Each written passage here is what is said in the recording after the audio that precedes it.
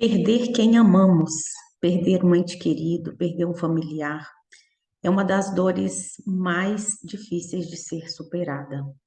Eu diria que essa é a dor que está no topo das dores que o ser humano pode passar ao longo da vida. A dor de perder um familiar, perder pai, perder mãe, perder irmãos, perder filhos, perder esposo. Isso deixa uma lacuna, um lugar que nada consegue preencher. A dor do luto, ela é algo que mexe com todo o seu ser. A perda de pessoas amadas, pessoas queridas, vem como uma das causas que as pessoas desenvolvem ansiedade e depressão. Lidar com a perda daqueles que amamos mexe com todo o seu ser e desperta vários sentimentos. Um sentimento que é presente em todas as situações é o sentimento da saudade, a falta que a pessoa faz, aquela presença, aquela companhia, aqueles momentos compartilhados, tudo isso é muito presente, muito comum na pessoa que passa pelo processo da perda. Como é a proposta para você resolver a sua questão de luto usando o processo terapêutico? O processo terapêutico, ele visa apoiar a pessoa no sentimento, no quesito, para que a pessoa possa olhar para a situação com aceitação. É muito comum as pessoas não aceitarem a morte, ficarem lutando contra, né? Ficar ali se martirizando. Não, isso não é verdade, a pessoa vai voltar. A frase nunca mais vou ver fulano, ela causa uma profunda dor. No meu último processo terapêutico, a última pessoa que eu atendi dentro desse quesito, até que ela conseguiu realmente pronunciar essa frase com aceitação da realidade, sem distorcer os fatos.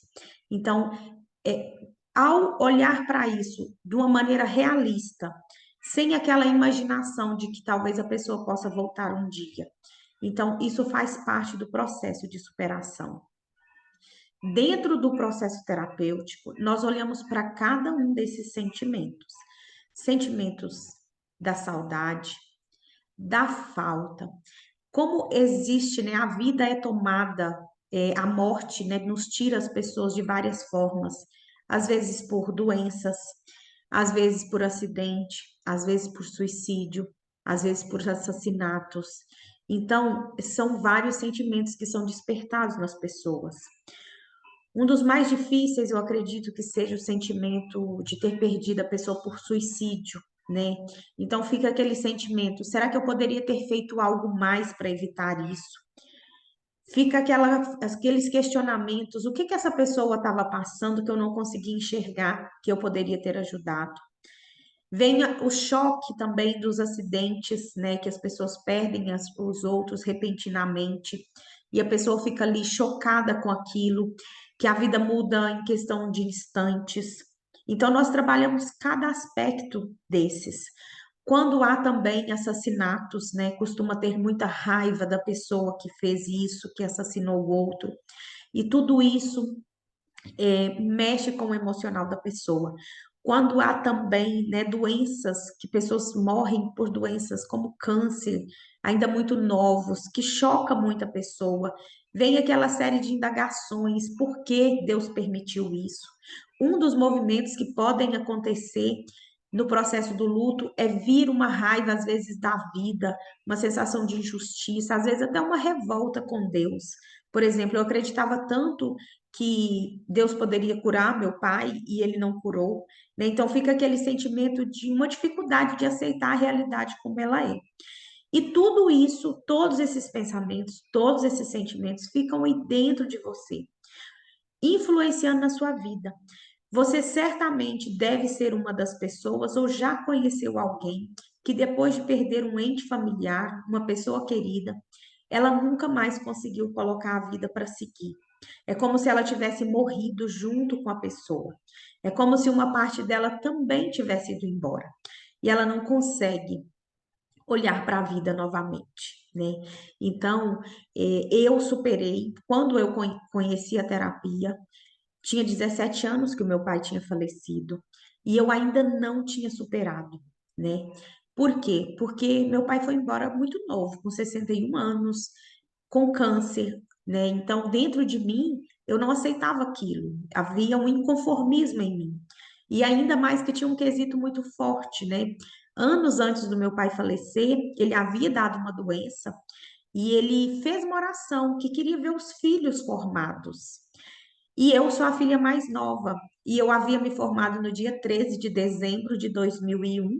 E meu pai faleceu dia 8 de fevereiro de 2002. Então, assim, não tinha completado nem 60 dias que eu havia me formado.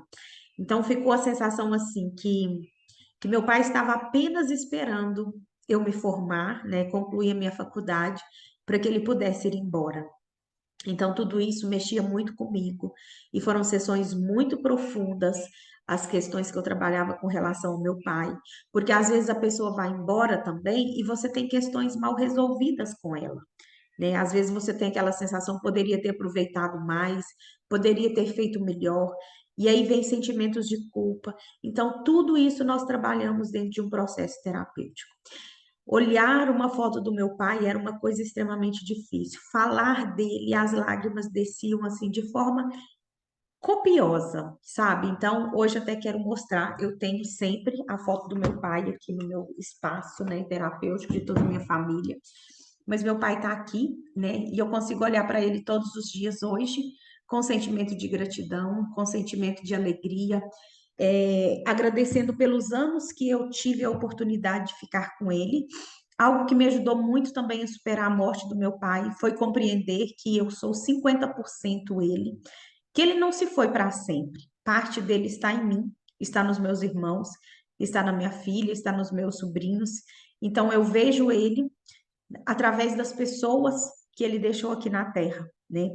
Então isso também ajuda-nos a superar as perdas. De forma que, ao passar por um processo terapêutico, você possa guardar as boas memórias que você viveu com a pessoa, sendo grato pelo tempo que você teve a oportunidade de conviver com ela, agradecendo e, o que é mais importante, aceitando o destino dela. O destino dela não cabe a você. O destino dela é algo maior, é algo além de nós. Nós não temos esse controle sobre a vida. Isso somente o nosso Criador tem, né? Outro aspecto importante, segundo os espiritualistas, né? Quando você não consegue se desligar da pessoa, né? Segundo os espiritualistas, isso interfere nessa caminhada que a pessoa segue após a morte física. Não é o meu propósito abordar isso, mas sim você que ficou aqui, como você está seguindo a sua vida após a perda de um ente querido, após a perda de um familiar, após a perda de uma pessoa que você amava muito. Não morra com seus mortos. Volte a olhar para a vida. Se você está aqui, é porque você ainda tem propósitos a cumprir nessa dimensão. Então, se dê a oportunidade de liberar esse sentimento de tristeza, de saudade, de dor e voltar para a vida novamente. Voltar a olhar para a vida, se conectar com a vida. Porque se você fica identificado com as pessoas que se foram, você perde a oportunidade de fazer o que precisa ser feito aqui, de viver a sua vida. Então, qual a proposta? Qual o caminho? Se permita olhar para suas dores. Não tem como mudar essa realidade, mas tem como você ficar em paz com isso, limpando a saudade, limpando qualquer sentimento que ficar, de forma que dentro de você vai ficar o sentimento de gratidão, de aceitação e de respeito pelo destino da pessoa. Não fique brigando para que a pessoa estivesse aqui, não fique cobrando que ela não tivesse ido. Tem questões maiores do que nós não compreendemos na nossa razão, né, na nossa mente humana, que excede esse entendimento, mas que nós precisamos apenas ter um olhar de aceitação e acolhimento, tá bom? Então, eu sou terapeuta, eu ajudo pessoas a superar o luto, a dor do luto, a dor da perda do familiar e voltar a seguir a vida. Se você tem essa situação, se você vive por isso, se você sente que a sua vida não flui depois de ter perdido pessoas, se dê essa oportunidade. juntos no processo terapêutico, eu te apoiando, ajudando você a limpar as suas dores. Você vai ter um olhar de mais tranquilidade, mais paz e mais aceitação. E com isso você volta a viver. O meu convite é olhar para a vida, é voltar a viver, tá bom? Eu fico à sua disposição. Um grande abraço e até a próxima.